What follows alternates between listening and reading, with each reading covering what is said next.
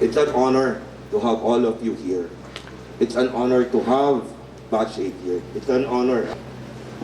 One thing is certain. When it comes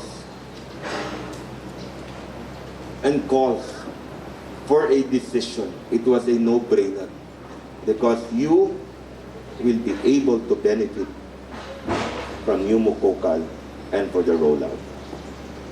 I could only pray and hope and wish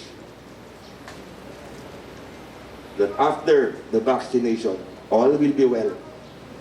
All will have a positive reaction. But more than that we will be able to serve the people of Misamis even more and even better.